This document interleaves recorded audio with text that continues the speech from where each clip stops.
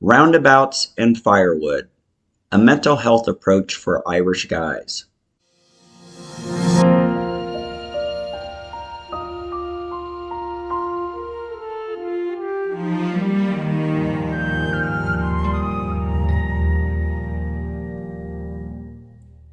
Lean on me when you're not strong, and I'll be your friend.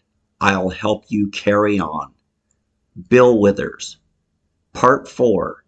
COVID Arrives. Chapter 35. COVID. In March of 2020, I was working on the second draft of this book, and I was confident that I would be finished by April. Then COVID arrived, and that changed everything.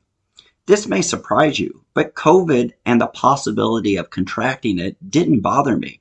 I invest my energy into fictional problems, not real ones.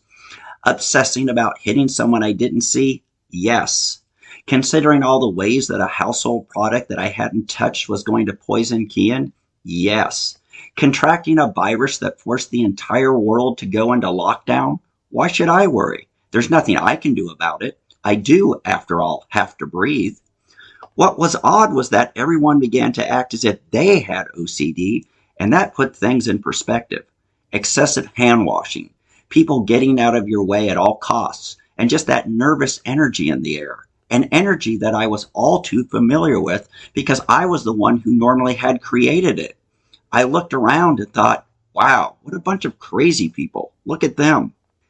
I had plenty of time on my hands, so this seemed like an opportunity to finish this project. But now I had to take a step back. I'd been discussing mental health problems and our approach to them in the pre-COVID days when you could go to your friend's house and say, get up, we are going to the gym, then we are going out to meet the lads for a drink. But everything stopped, and we were told if you wanted to save lives, you stayed away from each other. I hit the pause button, as I tried, like everyone else, to figure it out. The first month was so strange it was interesting. No cars on the road, nearly every business closed, and daily statistics of how many in the country had been infected. Society had become unmoored, and the future was uncertain. I stayed active, ran during the day at Bushy Park, and spent a lot of time doing science education videos and learning new tricks on the editing board. Books that had been sitting in the corner got read, and since the sun was shining later in the day, things were okay. I was concerned for Kian. He was in transition year, the year that had been described to me again and again as the fuck-off year.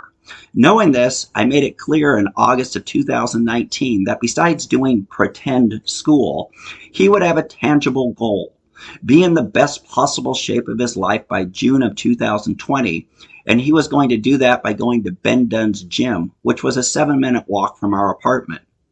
Kian had always been athletic, playing a variety of sports.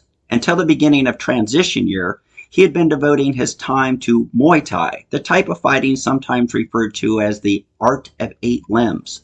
Kian doesn't have my temperament, which will be a huge advantage for him in life. But like me, he always feels better after exercise. Muay Thai was only 2 days a week, and it didn't provide daily structure, but the gym could.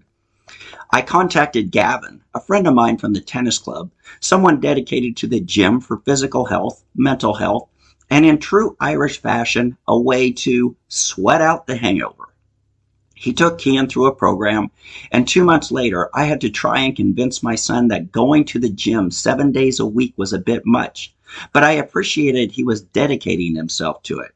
It gave him a daily goal and daily structure, so when it closed, my son was a bit lost. I bought gym equipment for the apartment and made sure he was getting out and taking walks. I recommended that he meet his friends at a park and practice social distancing, because the hysteria was contagious. And yes, some of it was hysteria. Only one of his friends was free to meet him during the first 2 months of the lockdown. Then, to my surprise, I went down for a couple of weeks in May. It started with bad habits, staying up late, not reading, watching any movie that happened to be on Netflix, listening to far too many podcasts that said the same thing, and eating and sleeping poorly.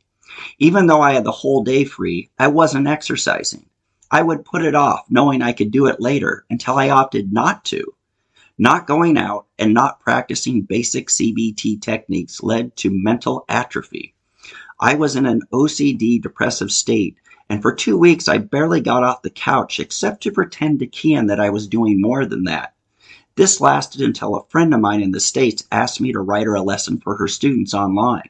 When I opened my Word program, a draft of this very book appeared in the recent activity documents. Everything was kept in my FBIFI folder. It was clear to me that I was the one getting fucked, so I had better get my ass up and start doing things. I did, and things got better. In June, there were whispers of loosening up the restrictions earlier than expected. We had made it through that initial phase, and while things weren't normal, traffic did increase, parks began to fill up, and human interaction recommenced. It was understood that life might never be the same, but we still had to move on, and there was a collective relief that things were going to work out. The smallest hint of optimism was in the air. And to many, things were going to be okay, but I was certain things were going to be great. I was wrong. Lurking on the horizon, rolling down the hill, was news that I had never expected. Kian would be called upon, once again, to pull his dad out of the emotional morass, but this time he'd have help because the fellas were around.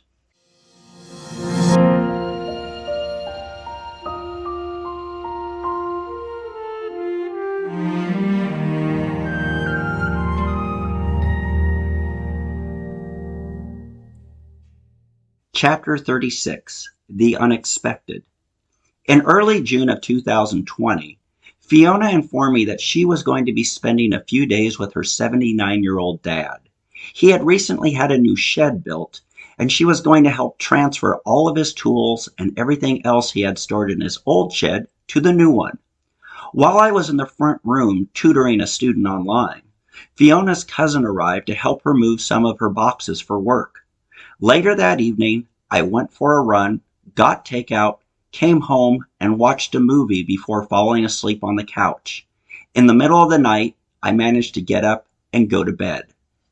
The next morning, I woke up and happened to look in the direction of Fiona's closet, a closet that was normally packed tight with clothes. It was empty. Confused, I shifted my attention to a dresser that was reserved for her 20-plus hats. They were all gone, as was her collection of scarves. I turned and opened the drawers where she kept her underwear and socks. Nothing was there. I sat up, scanned the entire bedroom, and saw no signs that another person lived with me. Wide awake, I finally understood what was going on. Fiona had left me.